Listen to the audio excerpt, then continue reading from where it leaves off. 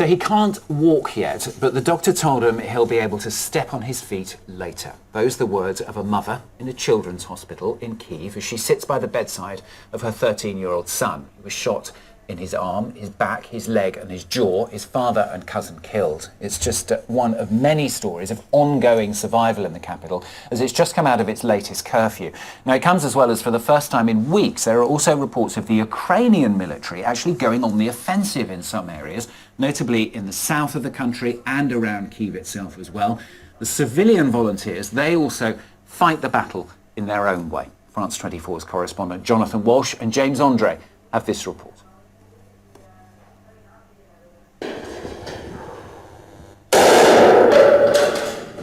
It is very nice because you can see there is no outside holes. Dmytro has decided to produce his own bulletproof vests. This entrepreneur owns a paint company that had 70 employees before the war, but now operations have stopped, so he has decided to use his resources to help fight the Russians. So many people came to self-defense units, and all of them coming just probably with a gun, but without bulletproof vest, without medicine, without anything. So we try to equip them to win. After sending his wife and 2 children abroad, Dmytro turned his warehouses into a logistical hub to send equipment to both front lines and refugee shelters. Today, he receives boxes of medicine. Volunteers sort them before they're dispatched. This is humanitarian aid for anyone who needs it. For Kiev, for territorial defense, for local residents, for the army, or the hospitals. Okay. We go now for one place where is a friend of us open, normally it was school, but now it's a place for refugees.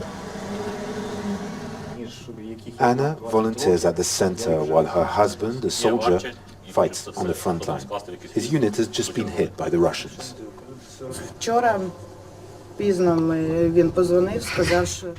He called me late last night and told me that only 4 of them were still alive. I want the air raid sirens to stop. I want children to go to school. I want all of this to stop.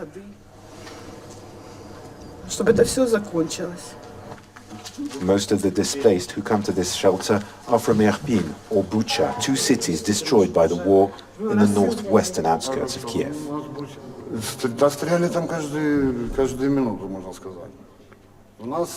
There were gunshots all the time. Thanks to God, our car wasn't hit when we got out, but we could hear shells over our heads the whole way. More displaced people are on their way tonight. Valentina is cooking them dinner. Her disabled son was in Hostomel when the Russians took the city and its airport. She doesn't know if he survived the attack. Someone told me that his car is still there. I rely only on God. Since the 4th of March, I never had a conversation with my son. The people of Kiev are showing tremendous resilience and solidarity in the face of war. Initiatives like these are multiplying across the city as the Russians close in. James Andre and Jonathan Walsh talking there, and we're just hearing in fact from the Russian Foreign Minister Sergei Lavrov. He's been talking in Moscow, saying that talks with Ukraine are difficult because Kyiv is constantly changing its position. That's just being said by the Russian Foreign Minister. Now, of course, thousands of refugees continue to flee the country. The latest figures of more than 3.5 million, and that figure, of course, continuing to grow. We're going to talk now on the programme to Celine Schmidt. She's from the Refugee Protection Agency, the UNHCR. Thanks for coming in and talking to us on the programme. 3.5 million people. I mean, it's so difficult to get your head around that figure. More to come. I mean, the figures are just remarkable, aren't they? They are. You said it, 3.5 million refugees, but also 6.5 million people who are displaced within Ukraine. So in total, there are now more than 10 million people who are displaced because of the war, and in just 1 month. So it's the fastest growing and the biggest displacement crisis since the Second World War. Humanitarian needs are enormous. because in addition to those figures, there are also people who are still in Ukraine, 12 million people who are in the areas that are the hardest hit by the conflict, who are very often unable to leave their cities, their homes, who are in dire need of humanitarian assistance. Very often they lack food, they lack water, they lack everything, and they really need, assistance. And how are you coping with that, and how are the countries initially affected? I'm talking about Poland, I'm talking about those countries really on the border trying to cope with that.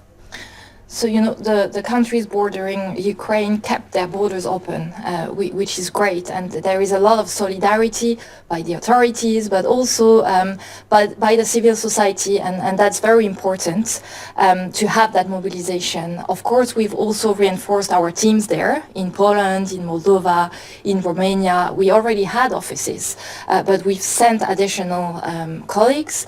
Also to focus on one side, of course, on the humanitarian assistance, because people who are arriving have needs, urgent needs for urgent assistance, but also to focus on the protection side and mainly on the protection of women and children, because this is something where we have already stressed, the importance of organizing some action, because we know that women who are displaced alone with their children, are at risk of violence, of abuse. There are also children who are arriving alone, and they have to be identified as soon as they cross the border and brought to safe places. So our teams are also working on that together with the authorities, and we are setting up what we call the Blue Dots. We already had worked on that in the Balkans in 2016. So those Blue Dots are safe spaces for kids and for families to make sure they have access to the protection they need. And what about wider areas as well? I mean, I'm thinking inevitably of France, but also countries that there's been some criticism of the UK, of the US for not allowing enough people in. I mean, are wider countries away from the border doing their part? What is important is, yes, there needs to be an international solidarity, same for all the crises, because of course, we have to respond to the need for assistance and protection of refugees from Ukraine, but other crises, other displacement crises are still ongoing. And really, the shared responsibility and solidarity between all countries is so important. So of course, other countries also, first of all, should help the countries neighboring Ukraine, who are welcoming the majority of refugees, and also some of the refugees, many of them, in fact, are telling us that they don't really want to move away now, because they have the hope it will stop, peace will come back, and they can go home. So those countries need to be supported. But in addition to that, responsibility sharing also means that refugees can be welcomed in other countries, and we really welcome the initiative with Moldova, for example, where some EU countries pledged to welcome refugees, to transfer refugees from Moldova to other countries, such as Austria, but France also.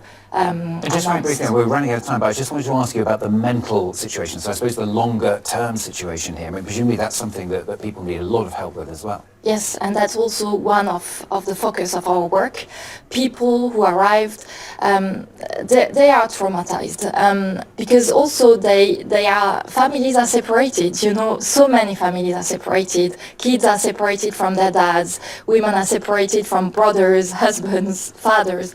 So the mental health should also be a priority as soon as refugees arrive, but also for the longer term, and to help them, to continue their life and to integrate for some time in the countries hosting them. Great to talk to you, Jay. Thanks very much for coming in and talking to us on the programme. That's Celine Schmidt from the UNHCR.